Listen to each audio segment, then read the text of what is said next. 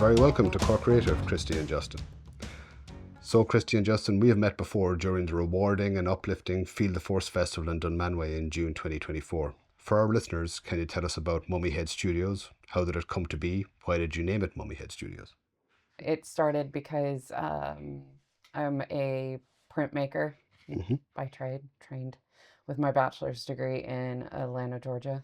Um, and I did all my etchings and my prints with mummies. Everything was mummies.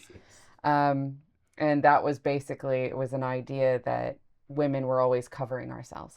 We always have clothes, makeups, everything, so you never really get to see the real person because we're always covering ourselves to be something else that society says we should be. So all my work was kind of the unraveling of a woman taking the mummy wrappings off. And one of my friends said to me, "You should just be Mummyhead." And it kind of stuck as a nickname kind of thing. So I labeled everything Mummyhead in my work. And so that's how we ended up using Mummyhead Studios, because that was just a continuation of my artwork on. Okay, very good. How did you found Mummyhead Studios then? So that kind of started in a roundabout way with our son Corbin. So when we moved to Ireland, he had to pick classes, and because he was late coming in, there was a DCG class, and he had never heard of that because they don't offer classes like that in the States in school. And so I told him, I said, well, if you go do that class, I'll go get you a 3D printer. And so then our 3D printing side started from there, where I was printing stuff at home with him, where he was getting excited about it, and then I was trying new ideas, and then I wanted to do a charitable thing, dressing up as a Star Wars character and going to children's hospitals and stuff like that. And that's kind of where it really started. The building process started going, and I had no idea who the 501st were. I never met them before, so I thought I was the only guy doing it. And then I came across Shane Murphy, who's a big guy, does a lot with the 501st, and we started talking. And so I was like, okay, great, I'm going to start making all this stuff, for my outfit. And then I started getting calls, hey, can you make this for me? Palpatine's cane, for example, we've cast and molded that because Shane needed a new one. So now I've got other people reaching out, that do different cosplayers, like, can you do this? And while I was watching some videos or some other content creators about what they were doing, they had a contest one day to submit a helmet. And the rules were you had to pick one of 5 Star Wars pilot helmets, but it couldn't be Star Wars. So I turned mine into a Maverick helmet, full oxygen mask and everything. And a friend of mine who works in the prop industry over in London, another prop guy, he saw it, and he had gone to Makinarium, and he had showed them the work. And kind of Makinarium, they'll start with classes, and they'll have a very limited amount, but it's kind of by invite only, because they want to see people know the work, because it's also secretly an audition. Sure. Because they're looking for people who do good, and then when they have a film come out that they're suited for, they may reach out to them to come and do that. But it's also getting to work with masters in the industry. Graham McCracken, who taught me molding, has done everything from Dune, all the life-size orthocopters, and the all Masters of the Air that just came out. He did all the propellers and all the stuff for the aircraft with another company. And then Jet Cooper, who does all the designs and digital design, sculpting for everybody from Harley Davidson to Lucasfilms. Sure. So we got to learn with them. And Amanda, the owner and the CEO, she's an amazing sculptor with clay. So we got this wealth of knowledge from getting to spend time with them. And while we were there, I showed them Kristie's artwork, and then they called and invited her to come out to the studio as well. And so we went back again, and it was yeah, all the collaboration between that and the training and getting more and more into cosplay, and then movie props, and then understanding this, and then finding out also I could take like my art degree, and then we could mix his talents with 3D printing, and then my art degree, and then we could have a studio and collaborate with others to make more products. So we started pushing the boundaries of what you can do with the technology. One of the things for when she's printmaking, she's etching steel or metal plates, and it takes up to a month to get an etching done. I looked at the technology for laser cutters, and I said, oh, we can use that, do your base etching into there, and then let's see if it works. So we called somebody who has a laser cutter, turned out it worked, and here we are 8 months later. Now all the printmakers are all making laser cuts on the metal with that, and then they go in and touch it up and stuff like that.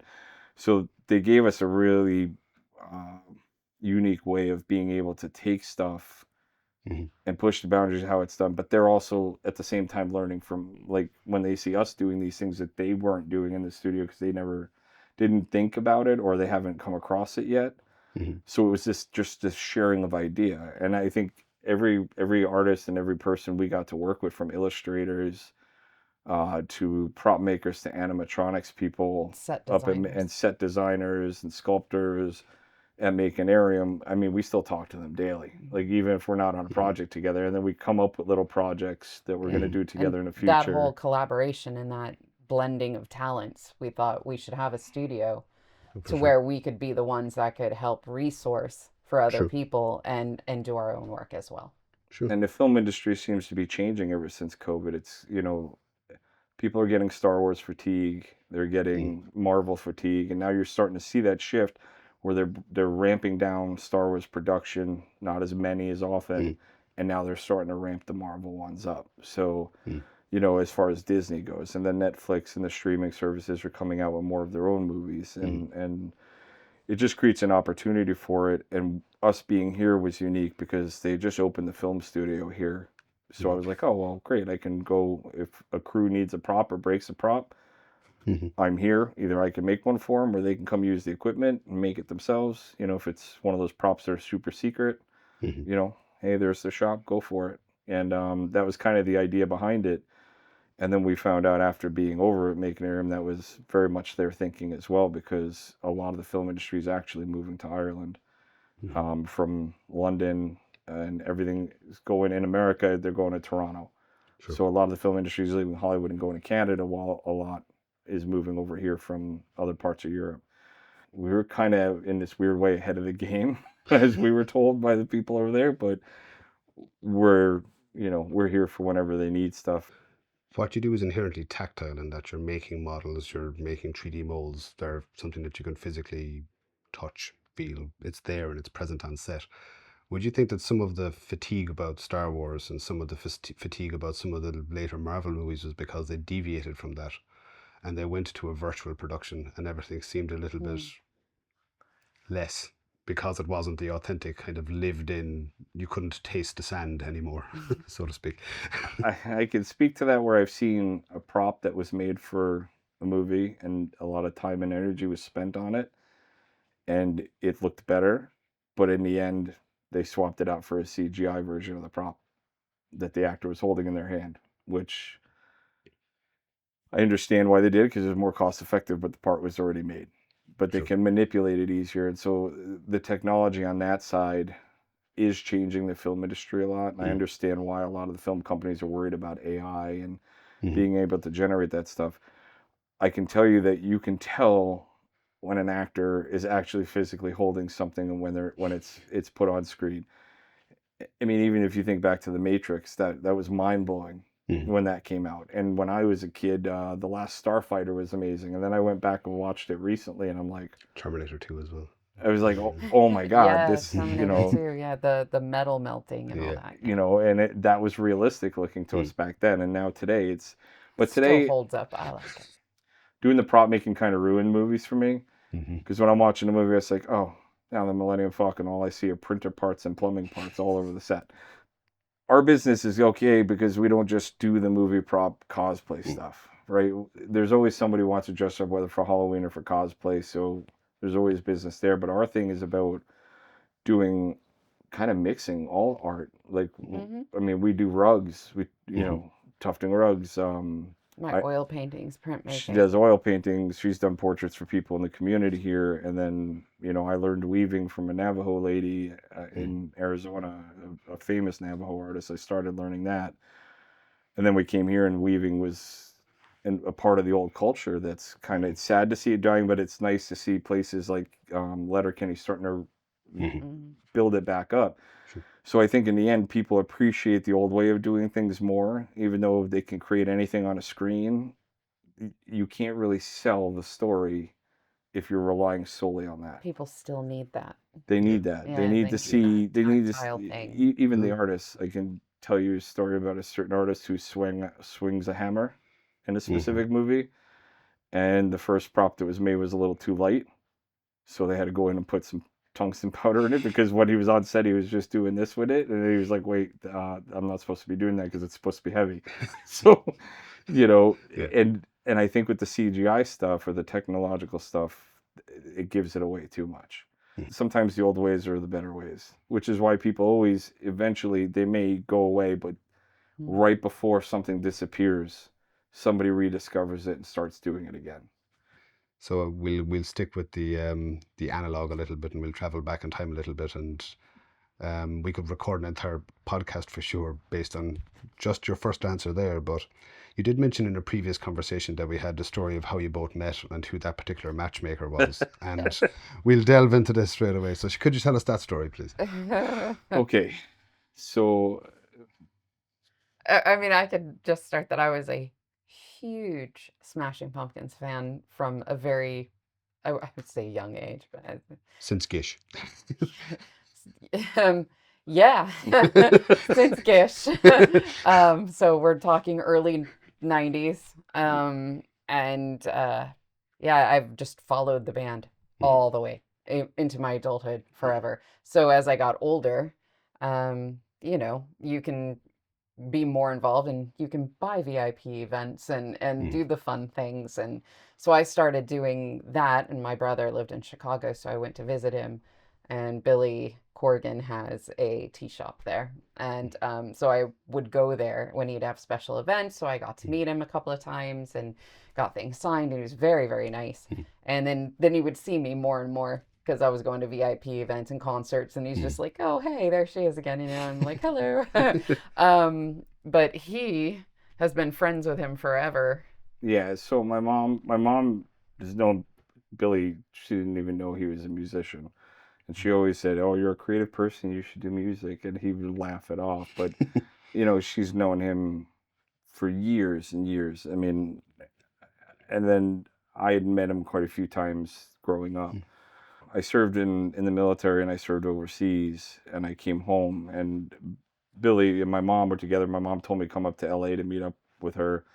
And so when I walked in, it was her and Billy were having lunch. And so he's like, "Oh, I don't kind of want to know anything about over there, but how's things going?" And I said, "They're all right." And then I was like, "I'm just doing my own thing right now, taking a break from everything."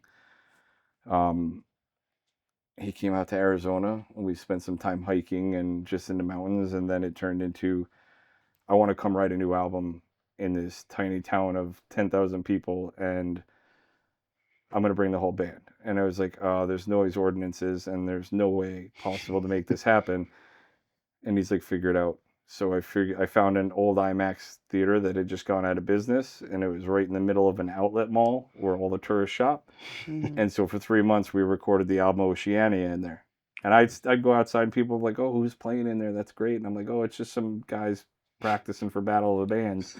And really, it was Smashing Pumpkins are in there for 3 months. And he moved me to Chicago, and one of the interesting things is I'd be up at Billy's house, or I'd stay up, I'd stay at his house, and I was out cutting grass one day, and, I leave to go out, and her and her friend are peeking over the wall, to the house. Like, I don't see him, and then she's at the tea shop, and I'm going out the back door, she's coming in. So there's always this kind of crisscross. Even I first went to the Army in Georgia, and she was in college right down the road, and we ended up at the same party in 1996 and didn't find us out till we were looking at old pictures. And I was there too. And I went through a divorce, and I swore off relationships of any kind. I was just happy being by myself. I was going to school full time. After I retired out of the military, and then I was working for Billy, and I would do anything and everything. From most of it was setting up his VIP shows, which it consisted of 3 songs and him talking Q&A session before a concert for a limited amount of people.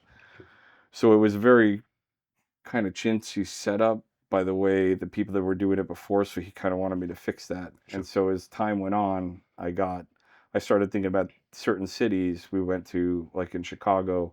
I rented the planetarium for $500, and we put all the fans and beanbag chairs laying down with the lights off, and Billy playing music while the star maps were playing, and it was just the most magical I experience. didn't get that one. Mm. And I had him in Dallas. so like, and that was how it came to be too, because Billy then started making me kind of like a little cast member in Pumpkinland, and he was constantly putting me on videos like Facebook Live when it was only celebrities. There's plenty of things where he's interviewing me and making me do kind of gag stuff, just like Doug the tour manager did. And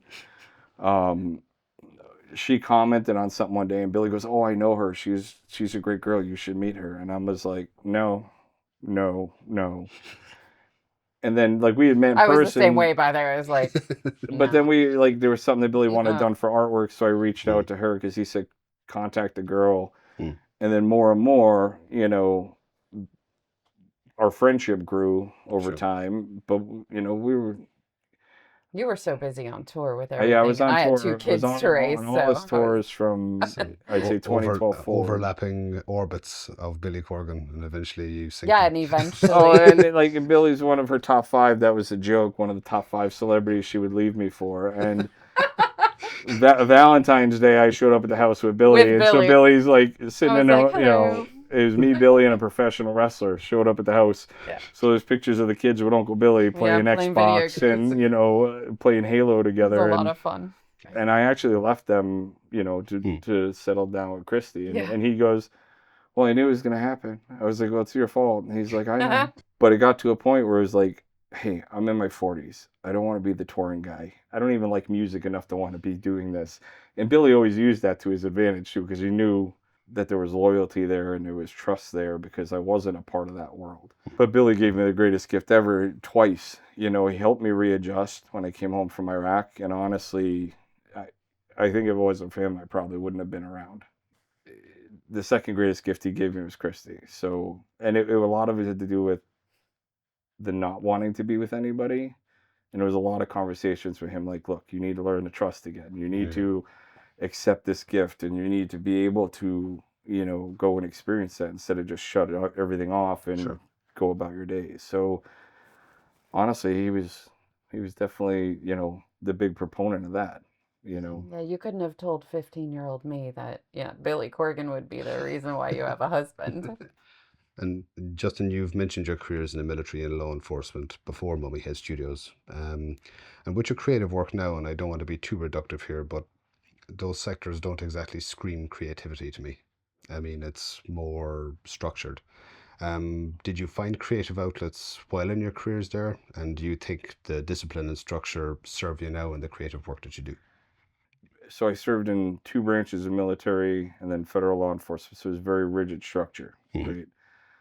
You wouldn't think about the creativity within the military, but there is, because the best soldiers, even the guy, and I'm not talking Medal of Honor winners, but people who find ways to make things work, and especially when you're deployed far from home. And we used to have barbecues by procuring meat. While everybody else is eating at chow hall, we're having a big old barbecue outside, and everybody's like, "Where are you guys getting this stuff?" So there is creativity that's created because of the necessity. So they teach you to follow a set of checkpoints in your thinking process, right? Or chain of command. But kind of when you're thinking things through and planning, you become hyper planning, which is part of the creative process, in the sense of, if you're planning on a piece, okay, I'm going to move from this stage to this stage. I'm going to do this. I don't know how I'm going to do this yet, but I'm going to look into it. But there was also, hey, you need to think outside the box, because sometimes the situations you found yourself in, following that line would not necessarily, have the desired outcome. So generally the people who had amazing careers and still do to this day in the military are the people that do think outside the box, and it's all about problem solving. And that does kind of go hand in hand with it. Now, would I have ever cosplayed or dressed up as anything in the military? Absolutely not, because I was already in the best cosplay uniform there was to me. But when I got out, that kind of started to with Billy, that he was a big proponent of, he could see it in me with what I was setting up for him for VIPs. but he would draw it out of me more. And then when Kristie and I were together, she would draw it out more. You know, my way of seeing things is I see an object and I think what it can be. So and she'll tell you this used to drive her nuts. We went to a stone quarry once and I saw a single rock and I was like, I built this massive patio out of thick slab granite with black washed pebbles running in between it off a piece of a black obsidian that looks like a black waterfall between granite rocks with cedar fencing. So I made a Mr. Miyagi looking Japanese yard in the middle of Arkansas that everybody loved. But for me, it was, I always know have it this in because my he'll head. stare at something and I immediately go, oh no. Here we And go. I was like, Time to back up the what trailer. are you thinking?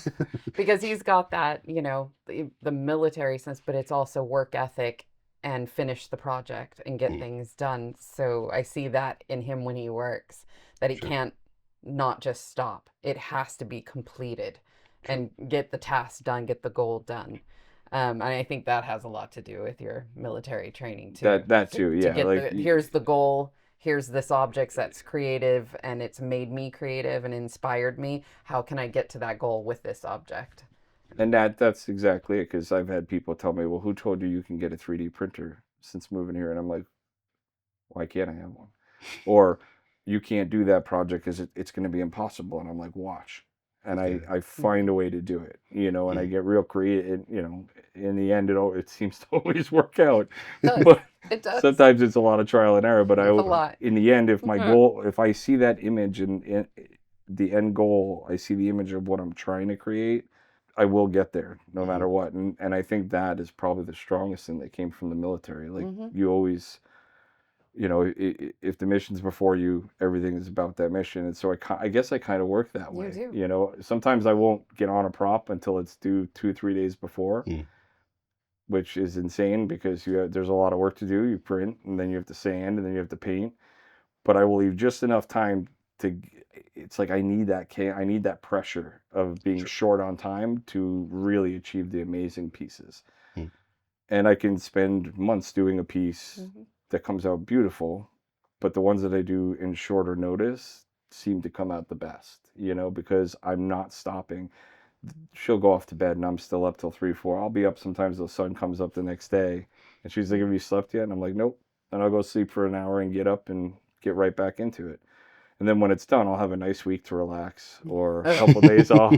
And it is fun because we get a lot of questions for random things, from, you know, doing the prosthetics for dog. I get a call from the vet. Hey, do you have a thing called a 3D printer? We have a dog that needs some back legs. And I'm like, okay. And so we've been working on this project. That one's taking a really long time because we want to make sure everything's done right with that one. But and source out the right people. Today I'm down like I said, today I was down the junkyard looking for a switch from an old machine because it has to do with a prop from the 60s, and I'm trying to make it as accurate as possible.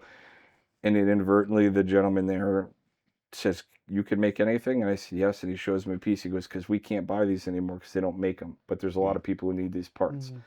And I said, oh, I can make that all, you know, it was just a simple 3D print. That's the fun part. So that's the fun part, that like every day it's something new. Whether there's a gentleman up in Kerry that wanted me to recreate a Neolithic stone that has a map of the stars in it because the environment is wearing it away. Erosion is wearing it down. And so he said, can you save this? Or, you know, so I'll go up and scan it. I can make him a fake boulder if he wants, but I can at least give him the digital scans. And do stuff like that. So for me, I like saving history. So that's what really gets my juices going and stuff. And Kristie, the pieces that you displayed at Field of Force and that you've developed with the Makinarium and at Pinewood Studios, they're startlingly detailed and creative. I really advise anyone who hasn't to look at Mummyhead Studios' Instagram page to see some of these. But how did you come to that design work from your printing work, as you said already, and how did you end up working with the Makinarium and at the Pinewood Complex? Well, I got invited to Makinarium because of Justin's experience with Makinarium. He had shown them my artwork, my paintings and my etchings and stuff. And so when there was a space open, they emailed him and said, hey, would she like to join? So I went over there and did that. It was so much fun because they challenge you. They hand you something and they go, okay, here, everybody gets the same item, but now you have to do you on this. Like you have to make it special and different from everybody else, and you kind of shine yourself on that. True. So when they gave us the like elven blades and stuff, and they said, "Here, make it," And that was you know, designed by Jet Cooper, Jet right? Cooper, yeah, Yeah, he did the amazing. design for it. And so with mine, I had so much fun with it was Phil, wasn't it? Yeah, Yeah, Phil, Phil is their their lead head painter. painter. Amazing master at his craft. And I said to him, I want more than anything to do a chocolate version of it. I don't know why, but I wanted to do a chocolate version of it. And they had just finished a specific movie that had a lot of chocolate. So he said to me, I still have some. He's like, you want to? So then he trained me on this huge industrial, compressor and painter and all that stuff. And he was an amazing instructor. So he taught me how to do that. We did the chocolate blade, and then I painted the handle to look like a Cadbury wrapper. So that was like so cool. much fun to do. And then the other one I wanted to do like complete opposite, have nothing to do with each other, and I made it look like bone.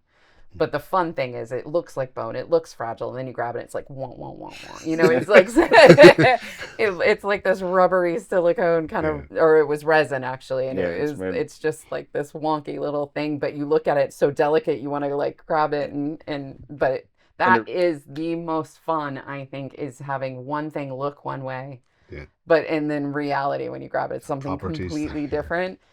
That it just, I don't know, it just excites me. I love doing stuff like that. So messing with perceptions and expectation. Yeah, it's just the fun bit of it. It came out looking like scrimshaw, like you'd see the old sailors making a walrus bone. I mean, it came out just so absolutely amazing. I just want to do more and more and more of that. And they were so enthralled that even Phil came over there and says, "Okay, now you have to teach me how to do this because I can't do that." He was so funny. He just comes over and he goes, looks at me. He's like, "I'm just don't mind me." I mean, he was like this close to my face. He's like, "Don't mind me. I'm just watching what you're doing so I can steal what you're doing." And I'm just like, "Okay, yeah, that's fine." And that's kind of like, I know you're just being cute, but like, I know you're an amazing painter, and thank you for the compliment. But there's a humility to admit that, though, and that's how everyone gets better. You learn off other people, and you have to. When you stop, I think is when you might as well. That's when you can declare yourself dead. I couldn't imagine not learning. Like I can't even imagine somebody being a master at something, because there's always something you can learn from somebody else because they do something a little bit different.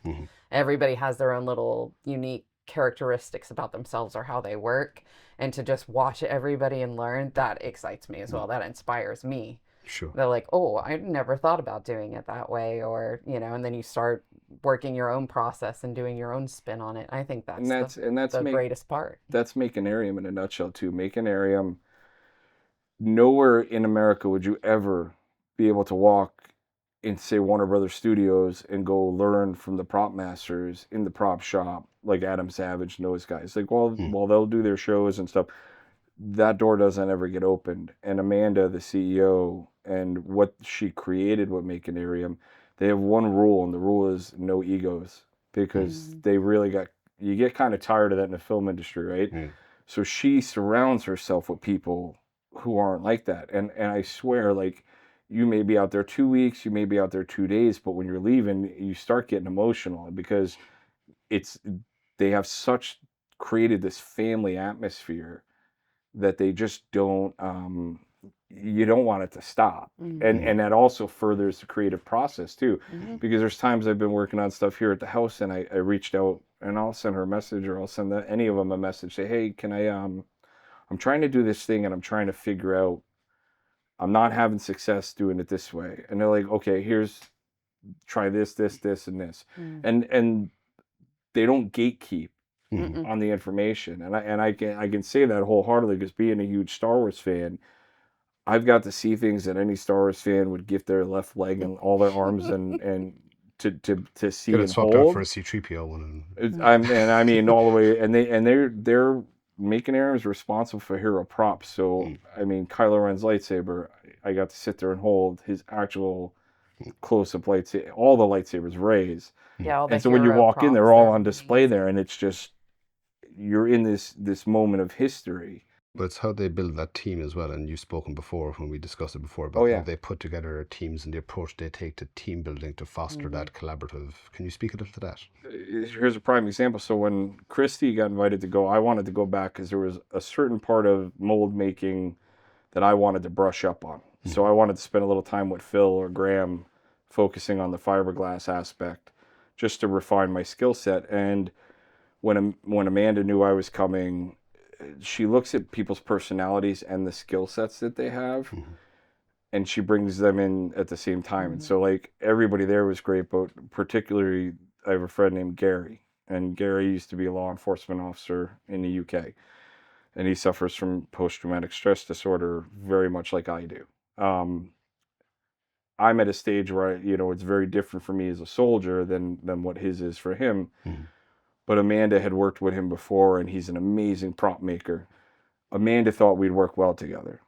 And Gary and I hit it off, and Gary and Kristie hit it off. Right after Makinarium, he came here, and so now he's coming to Dublin with us, and Amanda knew. She knew that we would make a really good team, the three of us. And it works too, because I noticed, like, in the States, we have access to mental health, and it's not even about mental health. It's, I think there's a stigma to it, where they think it's like, oh, you're going to the asylum and to talk to somebody. No, sometimes you just need to talk things out just to get it out of your system, and that's really where it comes in handy.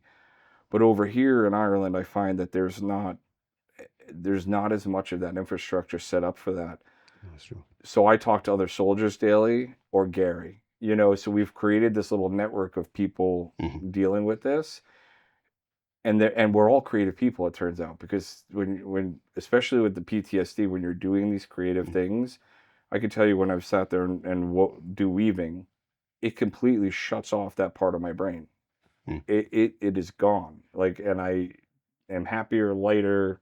It's like the same kind of focus that I used to have when I was doing the job in the military is required of me in this moment that I'm doing this, and it drowns out all the noise. And it's the same for Gary, my friend.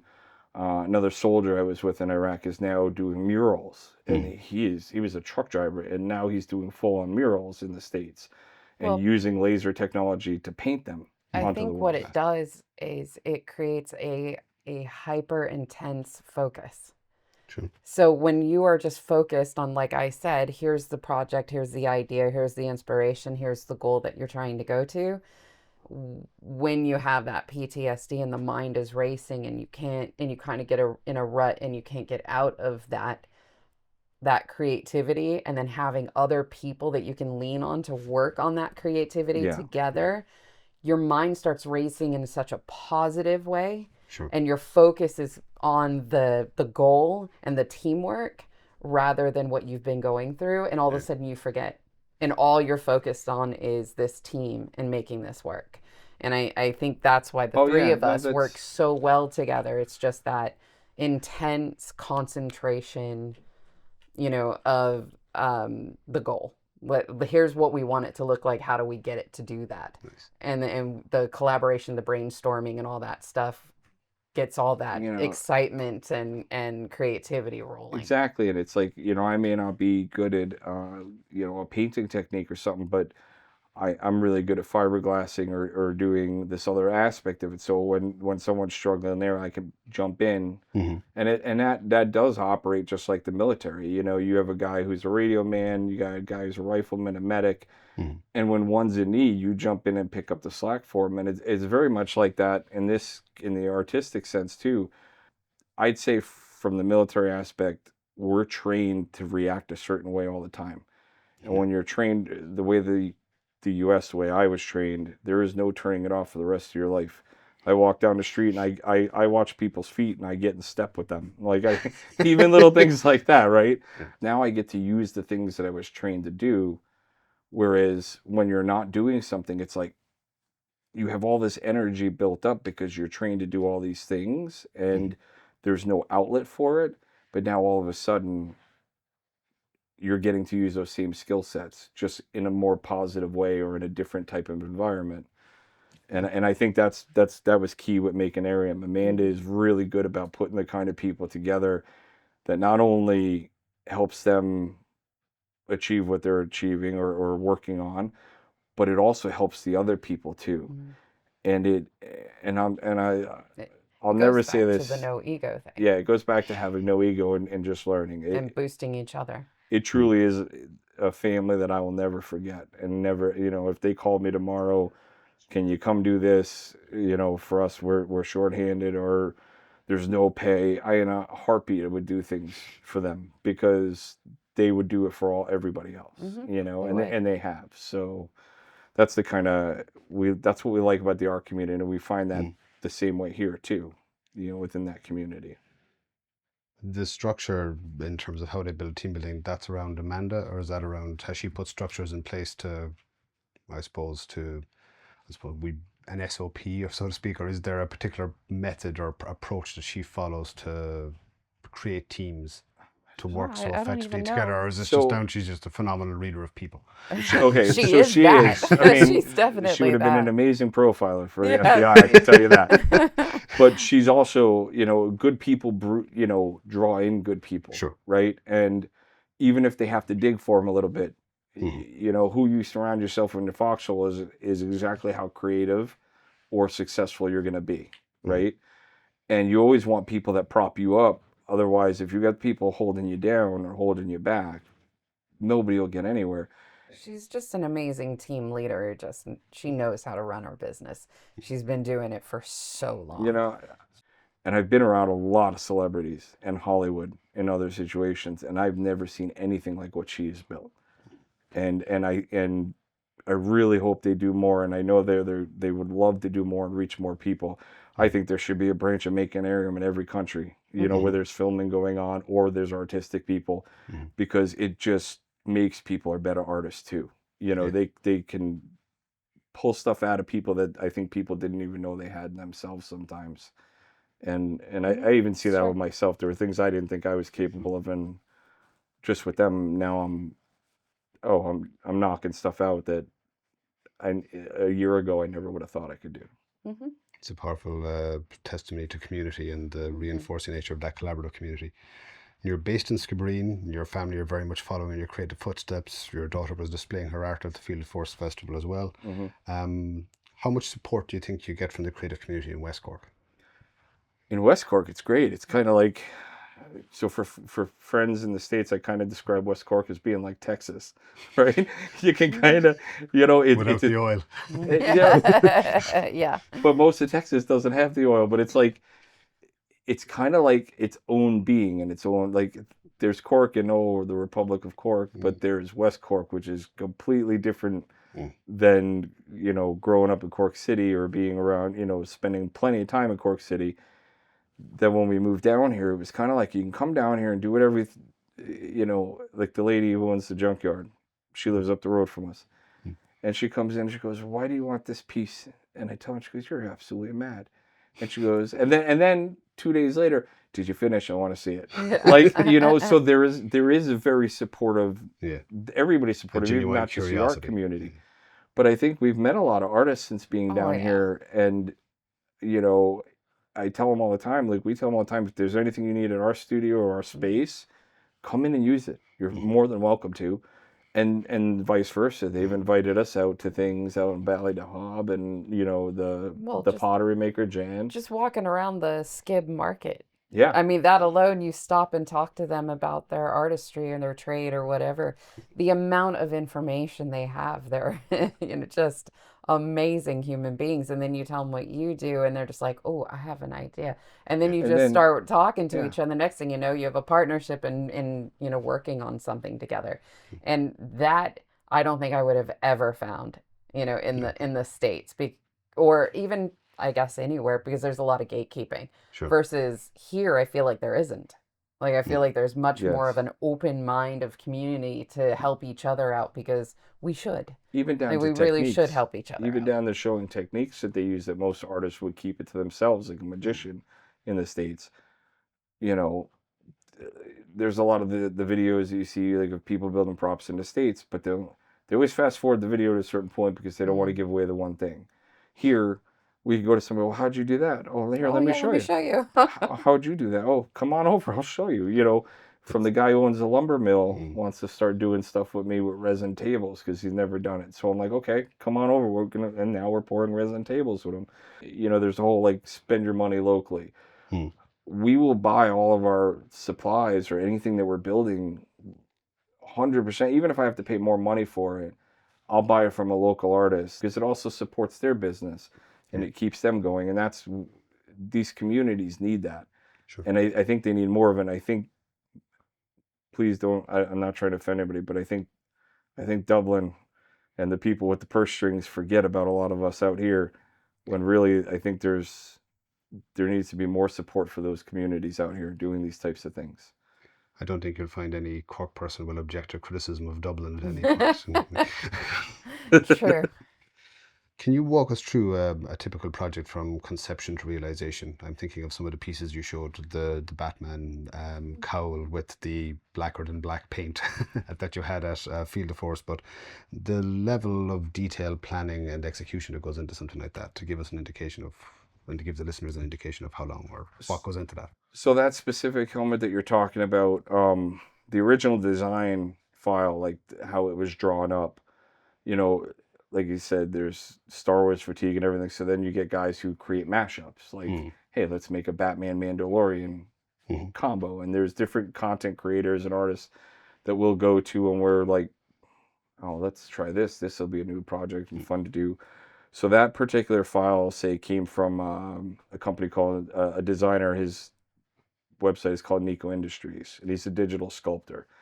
So while he's not so much a 3D printer or a prop maker, he is, but he does the sculpting of the clay files, right? And then he'll make the CAD files so that you can use it in a 3D print. So when I see something like what he did, you know, I went and printed it, and then I sit there and I look at it and I think about, okay, well, what am I going to do with it? And the helmet sat there for what, I'd say 2-3 weeks. It did. Until I was trying to come up with, I was going to make it unique colors, and then I saw somebody playing with Vanta Black, and I was like, oh no. So now I'm going to take this design and I'm going to put my own spin on it and add to it, and use some really expensive paint just to change the look of the way the piece would have looked, if, you know, one way.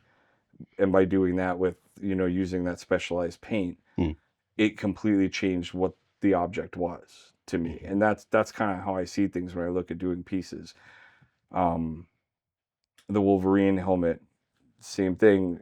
Yes. Like I printed it with texture, and I got it to where it had no lines. And, you know, most people, they'll do their sanding and their preparation of it, but I take it to the same level of prep that an auto body worker would do if he's fixing your car. So I'll spend probably 2 days sanding a piece all the way, you know, up to 2,000, 20 or 2,500 grit sandpaper just to get it right. And then I'll go seek out the right color, and I will sit there and look at swatches and books. And the paint guys, I go to the automotive store and they love me because I come in. They either love, if they're busy, they don't like me so much because I'm sitting there going through the catalog with them for a long time. But they love when I come in, because now even I go to the automotive store and they're like, when they see me grabbing stuff off the shelves, what are you buying today? You know, or what are you making today? I go to CH Marine. A lot of my accents for these pieces come from the boating industry, because the boating yard is the best place to get stuff for props. And so You would never I walk into CH Marine and they know, like, everybody's in there buying boating stuff, and they're like, okay, What are you up to? we don't need to help you. We'll let you just do what you're doing. And you know, that the concept really kind of goes from, I start with the model file and then think about the finishing process, and then it just kind of depends how I want it to end up, you know. And if I have to sand everything off and start all over again, I will, until I see what it was that I saw in my head, and then I stop. And she's very much the same way. There's pieces that I've made and she completely takes them over because she sees them as different, like the job, kidnap them. like the job of the Hutt, right? I think you saw that in Field of Force. That was her paint. That was something I was making, and I said, "No, I'm painting." And she goes, "No, you're not. I'm painting." I took it. And so I saw it sitting there. I was like, "No, you don't understand. I know what I want it to look like. Just let me do it."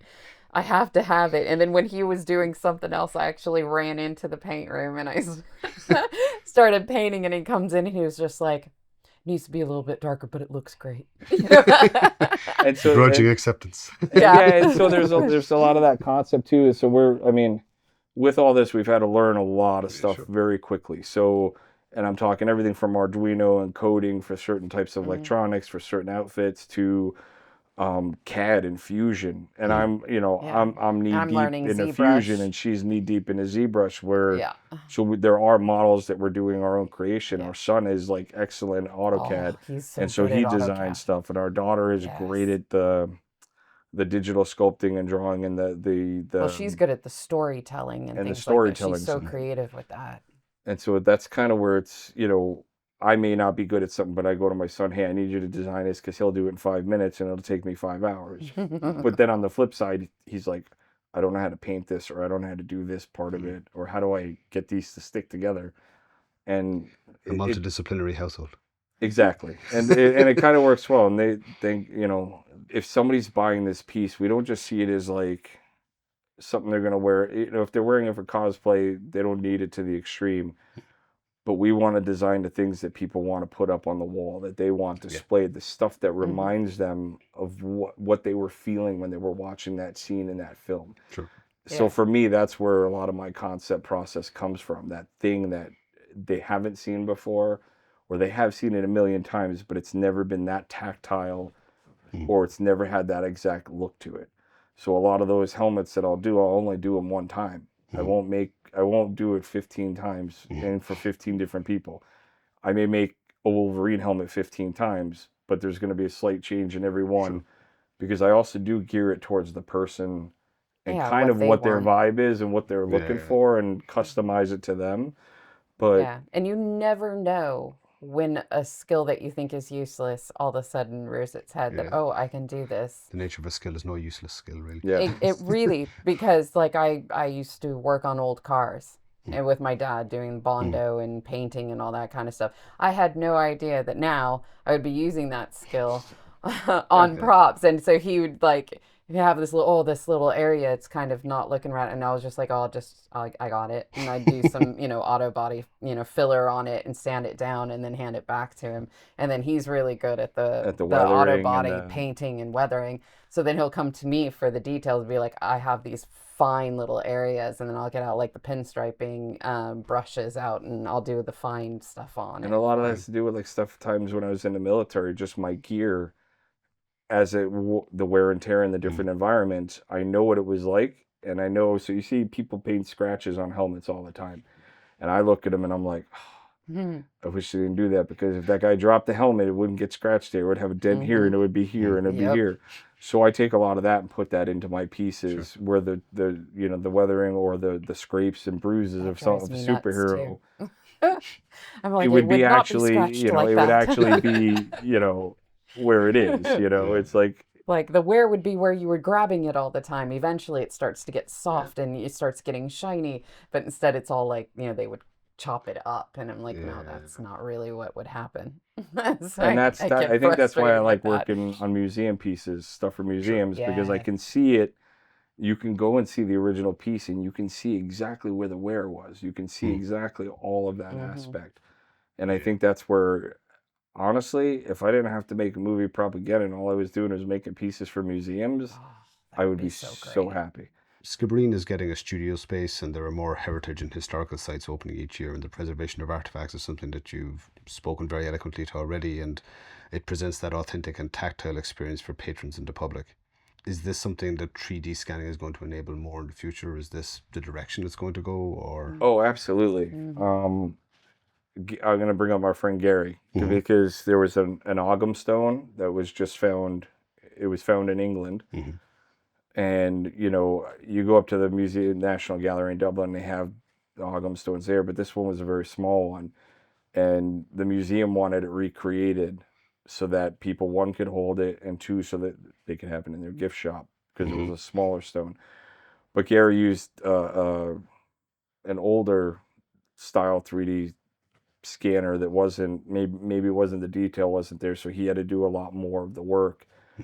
And the product, you couldn't tell a difference between his stone that he created out of resin, and it was a piece of sandstone that he was copying or replicating. And it was great. Like I've been to the church. I go up to Cashel quite a bit. I've scanned that stone sarcophagus that the king was in, and particularly the little faces on the wall that are starting to wear away with weather. Those are the kind of things that I love going and scan, because I could pick up all of those details, and some of them I could even rebuild quite a bit to what they would have looked like. Through a weather progression, there's ways to go back and look at that. But the 3D scanning stuff, that's key, because the museums do it. I know a lot of museums in the States use them.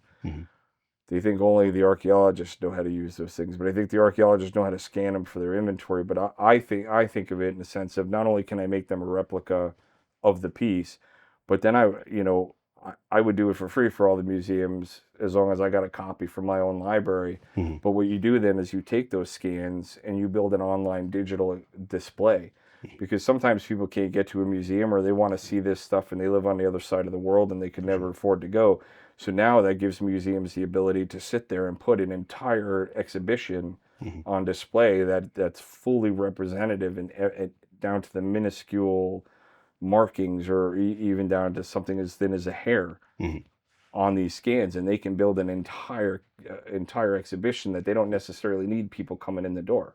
And I think that's key, because it also preserves our history in multiple formats too. Indeed.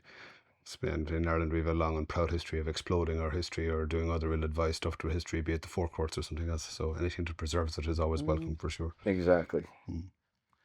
You've mentioned Comic-Con before. It's on in Dublin this August, and you're very much going to be there. It's not San Diego, I appreciate, but what opportunity does it present you to showcase your creations, skill set, and network with peers? It's actually really is, because So much fun. just the last two that we've been to, and we didn't have our booth there. In fact, we have a booth now because a lot of the people that we met there, seeing our work, hey, you guys need to be up here and have a booth. And eventually, hopefully next year, we'll have our own displays like everybody else. We have some projects that we want to build for display there for next year. Being a Comic-Con for us, it gives us a time to show our wares and have them there. In between projects, it brings money into, so we can do other projects, because right now I'd say most of the projects that we do, or the events that we do, fund further projects. It lets us reach more people. After the Dunmanway Festival, we were having an idea of maybe working with autistic children, because I met a lot that came up to our booth. And they kind of really broke out of their shell, and they really started to come alive when they saw, oh, and I know how you did this, and it's these settings, because that's the way they communicate. Creatively. And whereas maybe they have a hard time adjusting in certain scenarios and situations, when it comes to that, there is imagination and design level skills there that are beyond it. They just don't have anybody to show it here. But I would love to have a class where we can have a couple of printers in there, and the kids can come in and I can show them how you design, you slice them, why you slice them certain ways, and for strength, what the different materials are, where you would use them, have them print something, and then take it from there and go to like the next step of the sanding part, the finishing part, the paint, and have Kristie teaching her the painting part, or Gary, or anybody else. But I would love to be able to work with them and take it from a concept idea they have to a finished product that they can put on their wall, wear, share with anybody. But that's what Comic-Con does, is And it opens that door. It opens the door for people to come, and they can disguise themselves, and they can just kind of be who they want to be for the day. And I think Comic-Con is good for people doing things where there's no judgment. And people aren't being judged on who they are, what they look like. They're just all there doing the same thing. But it also inspires the kids. And that too. It The inspires kids get to see the adults, the older people, seeing that they're holding on to this enjoyment, this creativity, and they're pushing it and loving it. Then you get kids who are inspired, and they grow up you know, and who Sure. knows what they So could maybe- do, you know, yeah. with the knowledge we have, and then they take it to a completely different level that'll blow our minds. And then they realize there's no embarrassment in doing Yeah, these there things, shouldn't because be. I think we all get to a certain age where we're like, no, we're not doing that anymore because that's embarrassing, you know. And I think I do a compelling Jabba the Hutt right about now. but I think that's like the best part of it. I really do think that's the best part of Comic-Con is Yeah. that side of it. Yeah. So I think you put on a compelling case for a course and a website to allow people to gather and share this expertise, folks. I mean, do people have a place for that for the rest of the year outside Comic-Con where they can go and share their knowledge, undertake a course or for see classes, I would Yeah. say the only online one I've come across that's actually really great because they have all the people in the industry. Stan Winston School is one that you go to. I mean, Well, they're the they have, world's best of the best. Like, you they're know, 30 years of experience working on the sets. You And- know, like, that's the place to but go. you only get so much through watching the videos. course. But at least you get the first rundown from the people who did it. And we're talking about everybody from Fawn Davis on down, or teaching different courses, and whether it's doing molds and making, you know, the fiberglass shells, to using AI generative tools to create a character and a storyline, and how to model your character based on a prompt. You know, basically, at the end of the day, everything that you see in a movie starts as a little 1-paragraph prompt, Yeah. and so it comes from a book or a script, or and then your imagination has to set in and make it reality. We would love to do more.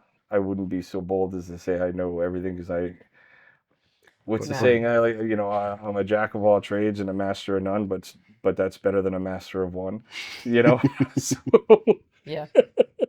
I could do a little bit of everything, but we would love to do stuff like that. I know there's places that Stan Winston School, and it's fairly inexpensive. And I know throughout the year, if a live course pops up, if you're a part of the Stan Winston School, you can get access to it, and then you pay the class fee. And even YouTube, if you find one person who's very good at something, Yeah. usually they're pretty honest and open with you. If you just contact them and say, hey, I tried what you did, but I'm missing this aspect of it, a lot of them will actually help you Like- in an, you know, individual base, you know, one-to-one base. The problem with YouTube is I find a lot of these people are sponsors. So even They when are. it comes Yeah, down to you 3D have to watch printing for that. technology, I bought a printer that I'm still waiting to be delivered a year later, and somehow the YouTuber got it for free because he called them and, I'm a YouTuber, and, you know, so I feel like the sponsorship side of YouTube has taken away a lot of that stuff. But for anybody wanting to start to maybe get a good grasp on it, Stan Winston School, if they want to put it into practice, you know, you gotta find little community events, and there is. You can reach out to us. I've offered plenty of times, if people want to do something, I'd be more than happy to show them what we're doing or teach them. And like I said, that's Stan. Yeah, and we've always said, if we don't know, we'll tell you who does. And we And will we'll put you in gladly touch with put them, you in you charge know. with them, because they're the people we're learning from as well, that just have a master in what they do. Sure. So You have to pay it forward, because if you don't, the art just disappears for a while. Withers on the vine. Exactly. So Well, that's a very fitting conclusion point, I think, folks. Thank you so much for your time and for such an interesting conversation. You can find all the links to what Mummyhead Studios do and what great work Kristie and Justin are doing with the podcast notes. Thanks so much for your time, folks.